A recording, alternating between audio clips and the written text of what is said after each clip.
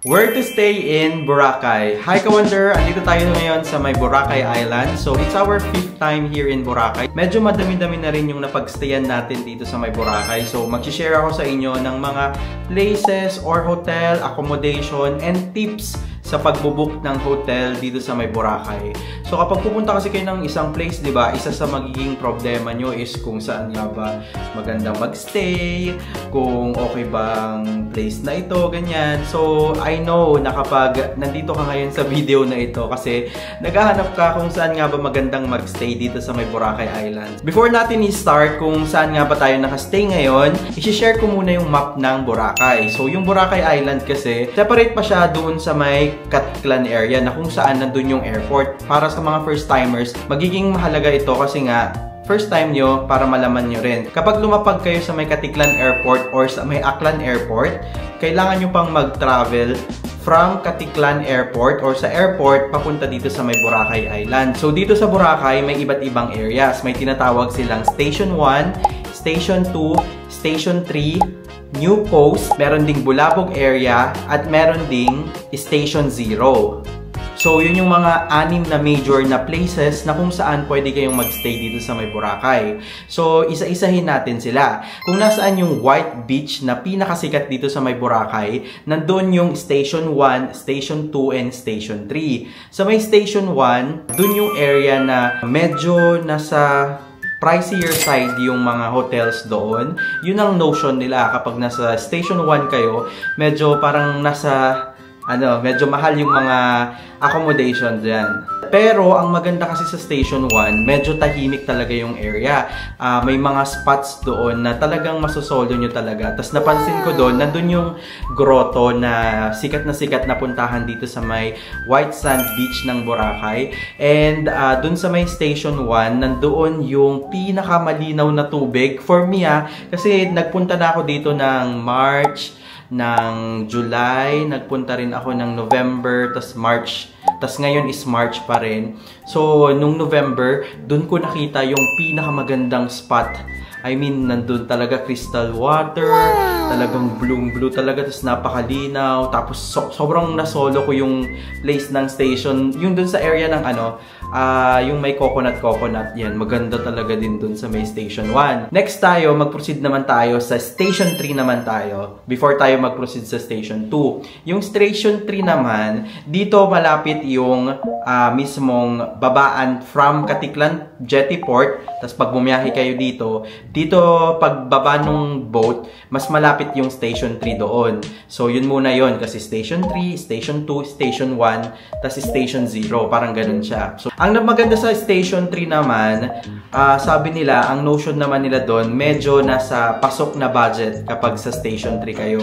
Pero napansin ko sa Station 3, parang medyo konti din yung tao. Nung November pero hindi ko lang alam ngayong March kasi hindi pa tayo nakapunta doon. Mamaya pupunta pa lang tayo doon. Sa Station 3 naman, ang napansin ko naman sa beach nila, yung buhangin, medyo parang may bato-bato siya ng konti. Hindi siya ganun kapino compared sa Station 2 tsaka sa Station 1. Sa Station 3, medyo nakaangat din yung elevated yung shore niya, tapos bababa ka ng konti. Pero yung tubig, ganun pa rin, clear pa rin. Tapos, ang maganda dun sa Station 3 pa rin, maganda rin mag-sunset viewing din doon. So, perfect din yung Station 3 kapag mag-i-stay kayo doon. So, ang napag-stayan ko na doon na hotel is yung Mandarin White Sand Hotel. So, nasa beachfront siya. Tapos, ang maganda doon, katapat niya lang yung, alam mo yung parang docking point or meeting area kapag mga island hopping, ganun. So, accessible talaga siya. Tapos, may katabi pa siyang convenience store. So, okay na okay doon. Tapos, free breakfast pa.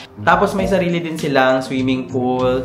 And okay naman yung naging stay ko doon and service nila. And napakalawak ng room, yun yung naaalala ko doon. Tapos kung gusto nyong i-book yun, book it through Klook and use code WonderJKlook. Or kapag sa Agoda naman, meron tayong 10% discount sa mga hotels.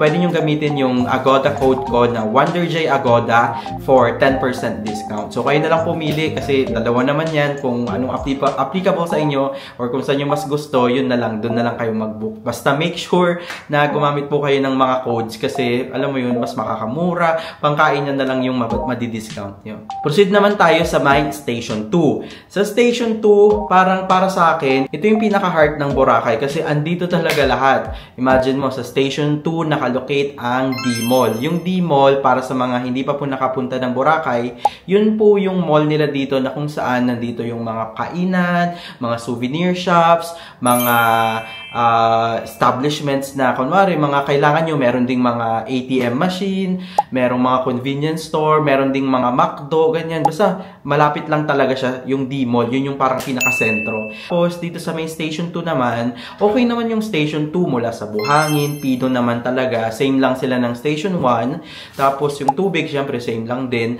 na malinaw, ganyan, crystal clear pa rin. Ang medyo cons lang kapag nagstay kayo dito sa may Station 2, since center talaga siya, napakarami talagang tao. Usually, lalo na kapag sunset, mapapansin mo dyan talaga dudumugin. Parang yun yung ano nila, nagiging zombie apocalypse kapag time na ng sunset. Kasi ayun na kapag kamari, galing ka ng ibang lugar, tapos sabihin mo, D-Mall ka na, doon na sila magsa-sunset viewing. So, talagang nagiging, ano talaga siya, puntahan talaga siya yung sa main Station 2. So, since nandun yung mga kainan, ganyan, so medyo mahal din yung mga presyo ng accommodation or hotels sa Station 2. Sa Station 2, ang try ko na dyan is sa Henan. So, marami kasing Henan dito. Hindi ko lang ma-recall kung ano yung Henan na napagstayan ko. Pero ang alam ko, Station 2 yun. Tapos, ang maganda sa Henan kasi talagang, yun, isa yan sa pinakasikat na accommodation dito sa may Boracay. Mula sa buffet breakfast, sa room nila napakalawak. Yung mga swimming pools nila malalawak din. Tapos talagang maganda yung experience ko sa Henan. Bali yung bayad mo, syempre 5-star siya. Medyo nasa pricier side. Pero masusulit mo rin naman siya. Pero sa Station 2, meron din tayong ibang napagstayan dyan na medyo budget lang. Ilalagay ko na lang yung mga links ng pinagstayan natin sa my description box. Parang nakapagstay ako sa isang room na 1,000 per night. Tapos siguro mga 20 meters away lang siya dun sa may beach front. So pwede na rin yun kapag talagang budget kayo. Normally kasi yung mga ibang travelers, gusto nila parang hindi naman sila masyadong nag-splurge sa accommodation kasi parang pangkain na lang nila kasi nga mas madalas na nasa labas naman sila. So pwede nyo rin i-consider yun. Depende talaga yan sa magiging sa mga type ng travelers. Kung alam mo yun, kung gusto talaga nila is mag-splurge sa hotel or mag-splurge sa activities or mag-splurge sa pagkain, ganyan. Depende talaga yan sa inyo. Bali, binibigyan ko lang kayo ng mga idea na meron din palang mga budget na hotel or accommodation dito sa may Boracay, or meron din yung parang from mid or hanggang sa high range na mga magagastos or mahal na accommodation sa may Boracay. Proceed naman tayo sa may New Coast area. Yung New Coast area, nandyan yung Savo, yung Belmont, yung Fairways, yan, nandun naman yung area na yon.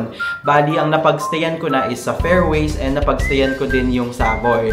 Yan, parehas naman na okay, pero yung Fairways, mas malaki yung location nila. I mean, yung land area nila kasi meron silang golf course.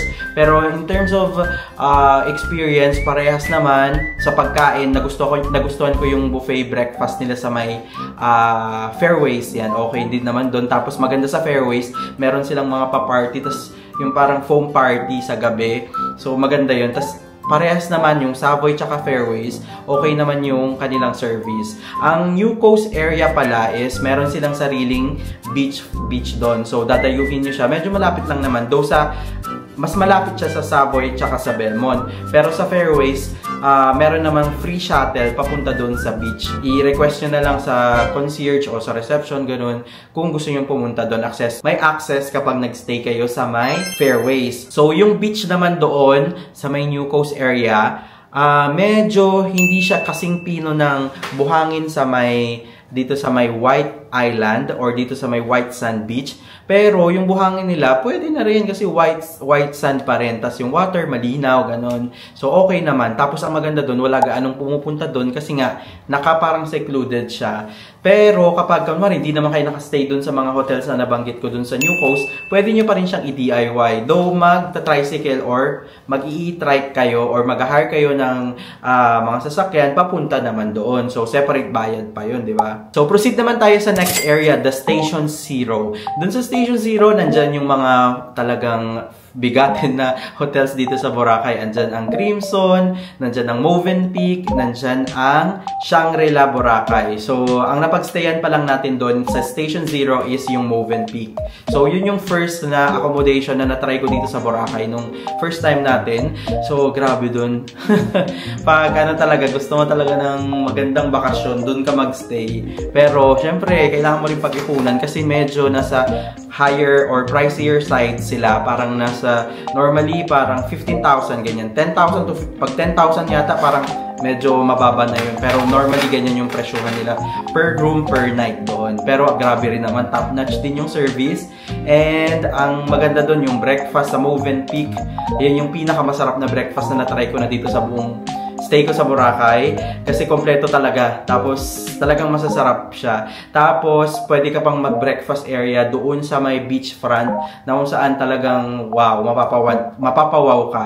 So, nabanggit ko na rin, may separate beach front din yang mga yan. Magkakasama yung stretch nila. Yung Movenpick, Crimson, tsaka Shangri-La. Na-separate pa siya dun sa may White Island. Tapos separate pa rin siya dun sa may New Coast. So, iba naman yung beach nila. Yung beach naman nila doon, parang same siya sa New Coast. Parang ganun din siya. Pero yun nga lang, mas konti din yung tao doon. Siyempre, hindi naman lahat nakakapag-afford. Tsaka, alam mo yun, yun yung priority. Yung parang magandang accommodation, ganun. So, pag doon kayo, yun naman yung, ano, nandun ng privacy. Tsaka, yung parang maganda rin yung location. And, siyempre, yung value for money is may experience nyo din.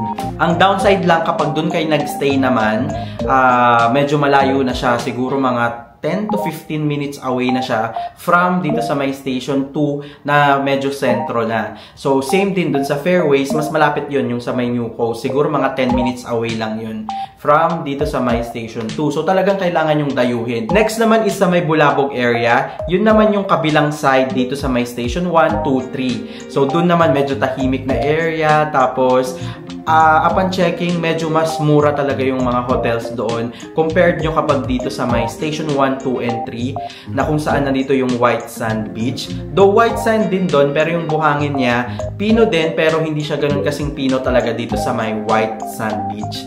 So, accommodation-wise, sa price naman, medyo mas mura doon. Upon checking sa mga platforms ng hotels na kung saan tayo normally na nagbubook ng accommodation. Though, pwede mo namang lakarin. Actually, kapag hindi ka naman tabad na maglakad, ganun, pwede mo naman kayong magstay doon and maglakad dito sa may mga restaurant ng D-Mall, ganyan, or area ng Station 1, 2, 3. Kasi walking distance din naman siya. Siguro, magkakalakad ka naman siguro 10 to 15 minutes, ganyan. Makakarating ka na dito sa may area ng 1, 2, and 3.